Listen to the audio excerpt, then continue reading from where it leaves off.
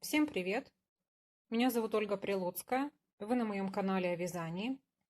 В сегодняшнем видео я хочу рассказать и показать вам, как использую остатки пряжи. А конкретно речь пойдет о ковриках-дорожках, которые я вяжу для дачи в стиле кантри или так называемом деревенском стиле. Я начну с разбора остатков, расскажу, как подбираю цвета и толщину нитей, покажу, как вяжу коврик без узлов и с ровным боковым краем, что, надеюсь, будет актуально как для новичков в вязании, так и для более опытных рукодельниц, но кто не совсем хорошо владеет крючком. Если это так, то оставайтесь со мной и смотрите этот ролик до конца. Итак, перед вами такой коврик, который эксплуатируется в нашей семье около года, и связан он по принципу, как я говорю, лишь бы извязать остатки. Сюда пошли все нити различных составов, метражей и так далее.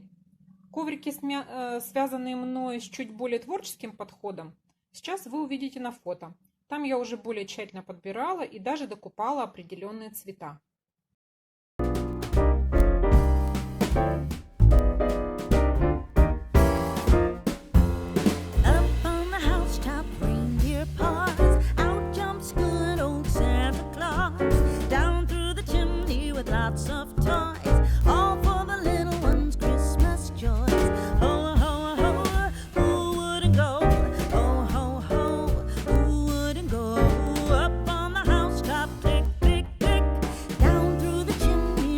Сегодня я буду действовать не совсем по первому варианту, когда нужно извязать все остатки, и не совсем по второму, когда я подхожу к вязанию коврика только с творческой стороны. Я буду стараться максимально использовать остатки, но в то же время постараюсь сочетать цвета таким образом, чтобы в моей сегодняшней дорожке не присутствовали одновременно зелень, синева, бордовый, розовый, серый, сиреневый, терракотовый и так далее в одной дорожке. Поэтому сегодня у нас такой смешанный вариант с творческим подходом. Мне нужен коврик-дорожка в баню на лавку. Итак, по порядку. Итак, что у меня дано? Есть вот такая кучка остатков и маленькие и большие моточки.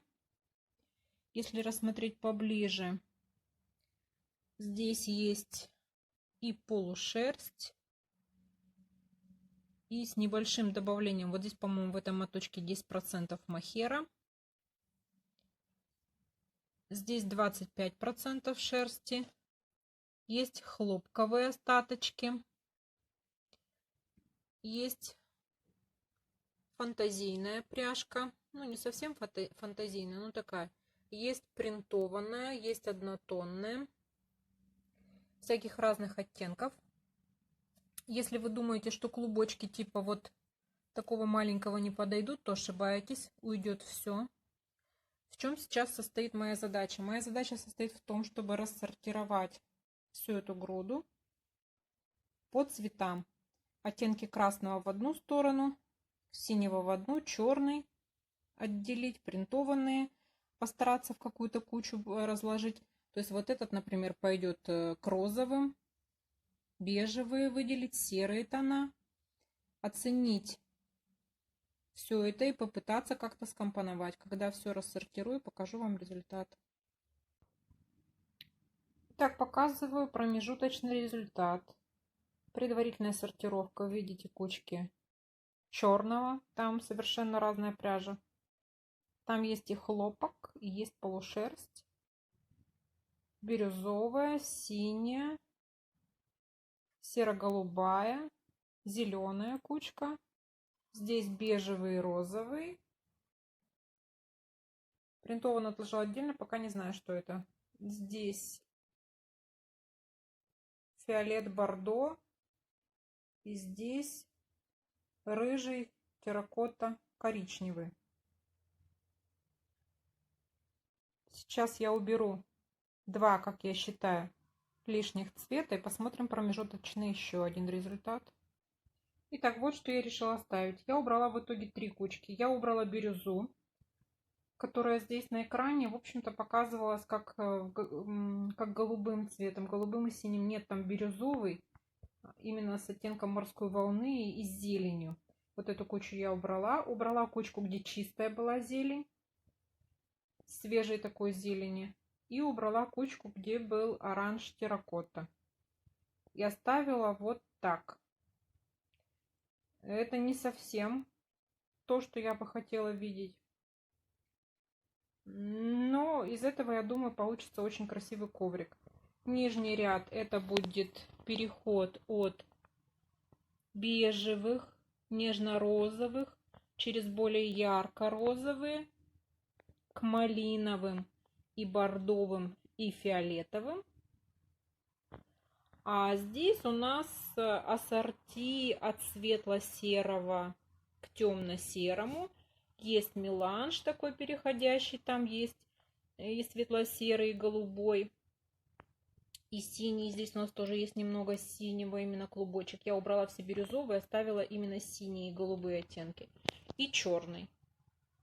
Вот со всем этим и начнем работу. После того, как закончен разбор цветов, я определяюсь с толщиной нити. Для этого из всей массы клубочков я выбираю тот, в котором наибольшая толщина нитей. То есть я буду ориентироваться на нее. В данном случае это получился клубок Alize Lana Gold Maxi в 100 метрах 100 грамм. Точнее говоря, в 100 граммах 100 метров. Далее я смотрю, устраивает ли меня вот такая толщина нити, или я хочу вот к этой добавлять что-то еще. В данном случае нет. Я буду считать, что вот это моя максимальная толщина.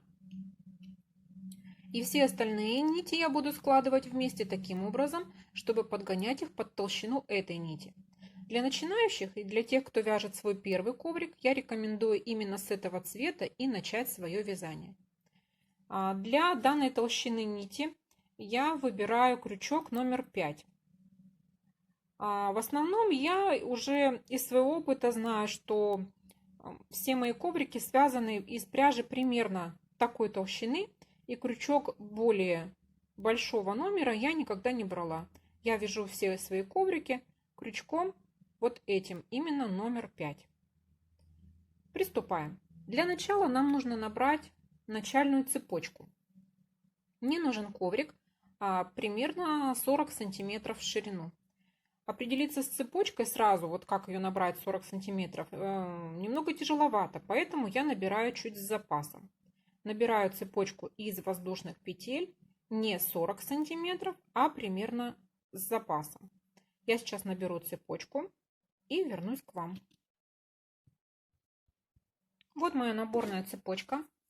Я ее промеряю. В ней почти 45 сантиметров. Что делаем далее? Наш коврик будет вязаться столбиками без накида. И совсем-совсем начинающим в вязании крючком я советую приготовить 2 маркера. Очень часто у новичков, кто просил меня показать, как вязать коврики, все достаточно хорошо получается, кроме бокового края. Боковой край коврика начинает гулять. И коврик становится то уже, то шире, и вот как бы ходит. То есть новички не совсем понимают, в какую начальную петлю нужно втыкать крючок при переходе на следующий ряд. Вот для этого нам и нужен маркер. Итак, вяжем столбиками без накида.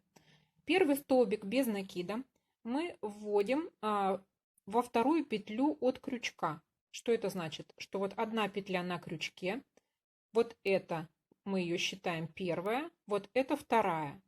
Или как бы, скажем, третья петля. Третья петля в наборной цепочке. Вот в нее мы вводим крючок и вяжем свой первый столбик без накида. Вот таким образом. Для новичков в этот столбик без накида я советую вот так в эту петельку сверху ставить маркер. Это будет сигналом к тому, куда вам вкалывать крючок, когда вы завершите ряд и вернетесь сюда, в это же место. То есть вы уже не запутаетесь. Теперь в каждую воздушную петлю цепочки я вяжу столбик без накида. И цепляю, то есть ввожу крючок не за одну петельку, это все-таки у нас коврик. Вязание должно быть поплотнее. Я не ввожу крючок вот так за одну, а ввожу крючок глубже, сразу за 2 дольки петли. Третья остается вот таким образом. Сразу за 2 дольки. Вот так. Вяжем столбиками без накида до конца ряда. Будем ориентироваться на 40 сантиметров. В конце ряда я к вам вернусь и покажу, как я заканчиваю вязание в первом ряду. Итак, первый ряд связан. Я подгоняю столбики без накида таким образом, чтобы у меня получилось 40 сантиметров. Я сначала остановилась вот где-то здесь, вижу, прикладываю сантиметровую ленту, вижу, что мне там 1-2 столбиков не хватает. Я подвязываю один, подвязываю другой, прикладываю ленту и промеряю. Вот теперь мои 40 сантиметров есть. Значит, на этом вязание первого ряда я заканчиваю. Новичкам я советую поступить следующим образом с последним столбиком. Вколоть в него последний столбик, второй маркер. Теперь вот с этой косичкой ее можно сейчас распустить, вот эти лишние петельки, вот так вручную. Либо распустить ее в конце уже, когда коврик будет готов. Это как вам удобнее. Она элементарно легко распускается, как вы видите, звено за звеном.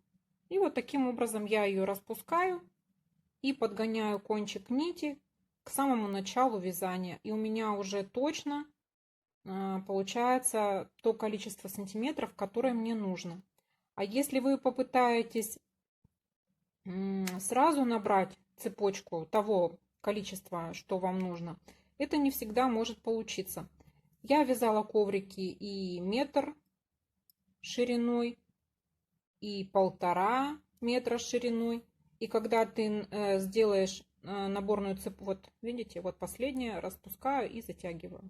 И когда ты набираешь неверную цепочку и свяжешь вот такой уже 1,5 метра, и приходишь к тому, что там тебе не хватает, то это очень жаль. Итак, второй ряд. Поворачиваем вязание на другую сторону. Маркер повторяю только вот для самых новичков. Если вы понимаете, как вязать, то он вам совершенно не нужен. Делаем петлю подъема. И теперь уже у вас нет никаких сомнений, куда вам нужно вкалываться. У вас в этой петельке, куда вам нужно вставлять крючок, стоит маркер. Вы его можете вот сейчас вот так вот вытащить. Он нам теперь не нужен. Вот таким образом. И в эту петельку я вкалываю крючок. Вот мой первый столбик. Вяжу до конца ряда. Столбики без накида. В конце ряда вот петелька, помеченная маркером, куда нужно вколоть крючок в конце ряда. То есть ничего здесь сложного нету. Я буду вязать вверх 3 ряда таким цветом. Я для себя определяю сейчас, что широкие полоски я вязать не буду. Я буду вязать узенькие полосочки. Вяжу вверх 3 ряда этим голубым цветом. И еще половинку или третью часть ряда. Переход на другой цвет я стараюсь никогда не делать вот здесь в начале ряда. Я всегда делаю вот где-то в середине ряда. То есть я вяжу вверх сейчас 3 ряда этим цветом. И еще половинку или четвертинку ряда. И где-то вот здесь в этом месте остановлюсь. И покажу вам, как я прикрепляю другой цвет без использования узлов. Я провязала 3 ряда и еще несколько столбиков. Здесь я буду делать смену нити. Я подобрала нити по толщине, подходящие к этой.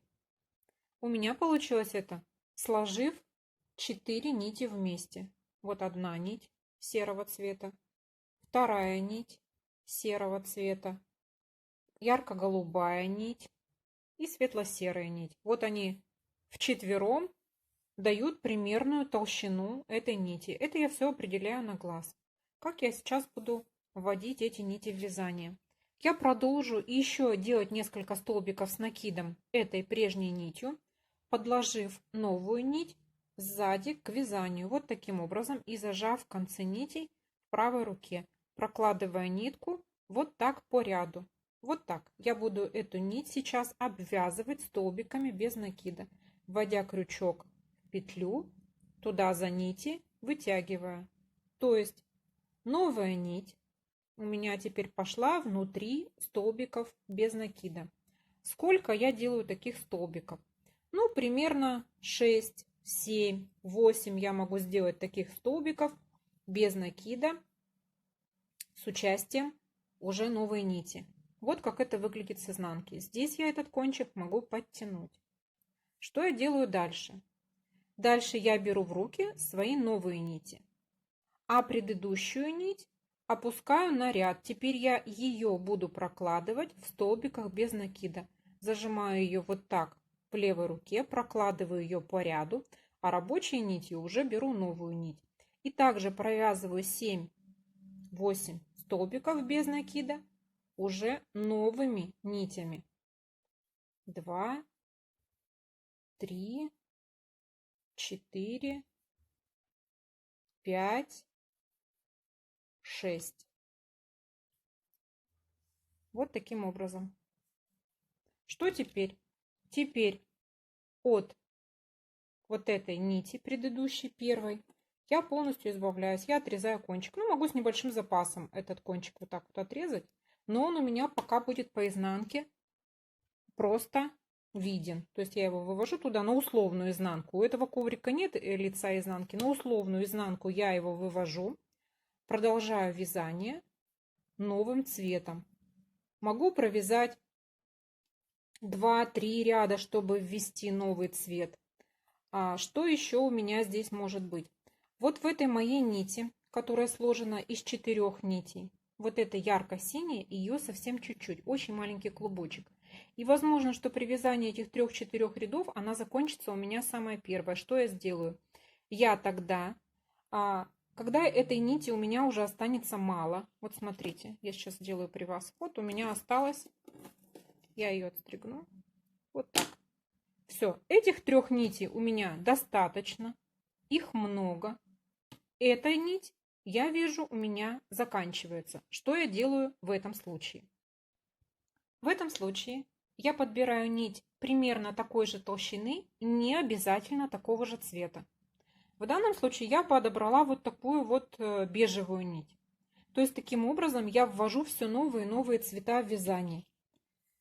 И связывая кончик вот этой голубой нити, вот я вяжу до какого-то там момента, все, я вижу, у меня не хватает. Я теперь ввожу вот эту нить, прикладываю ее также с изнанки, провожу здесь по ряду, далее ввожу ее вот в свои столбики, также опять обвязываю столбиками без накида, опять эти 5, 6, сколько-то столбиков я делаю без накида, чтобы ввести эту нить. Вот, сделала я несколько столбиков без накида, ввела эту нить бежевую, подтянула. Дальше что делаю? Голубую беру, теперь уже ввожу в работу розовую нить, голубую прокладываю по вязанию, она у меня в остатке, мне от нее сейчас нужно будет избавиться. Голубую прокладываю, провязываю ее. Также 5, 6, 7 столбиков без накида. Проводя ее таким образом там внутри. Вот я перешла с голубой нити на бежевую нить. Что я делаю, когда провязаны уже таким образом большие участки вязания? Я поворачиваю свою работу на какую-то сторону, куда у меня выведено большинство этих кончиков. Они выходят и на ту, и на другую сторону. Беру ножницы в руки. Все эти кончики аккуратно подтягиваю и обрезаю у самого края полотна, у самого края. Не бойтесь, все будет нормально, ничего не случится с вашим ковриком. Подтягиваю и отрезаю у самого края вязаного полотна. Также подтягиваю и обрезаю. Все. Таким образом, мое вязание без узлов с постепенным переходом цветов. Я сейчас еще поввожу новые цвета, провяжу несколько рядов и покажу вам, что у меня получается. Ну вот, я провязала некоторый участок, постепенно включая и удаляя из работы цвета. Перешла от кремового к ярко-розовому, немного включила бордового, пошла к бежевому, молочному цвету. Далее я постараюсь включать серые оттенки цветов. Здесь процесс уже чисто творческий. Вы включаете и убираете нитки на свой вкус. Самое главное, чтобы все цвета, все клубочки в этой работе лежали у вас бы перед глазами. То есть рассортированные по цветам на кучке, но как-то вот, чтобы все они были перед вами. Я помещаю все клубки в прозрачный контейнер, который я могу крутить перед собой, поворачивая к себе различными сторонами и выбирая те цвета, которые мне сейчас, вот кажется, для моего глаза будут здесь уместны. Край у нас идет ровненький, узлов нет. Данное изделие будет затем стираться в машине на режиме 30 градусов. Коврики эксплуатируются такие отлично. Вот на сегодня все, чем я хотела бы с вами поделиться. Надеюсь, что была вам полезна. Ставьте лайки, подписывайтесь на мой канал. Впереди у нас еще очень много интересного. Всем пока. С вами была Ольга Прилуцкая.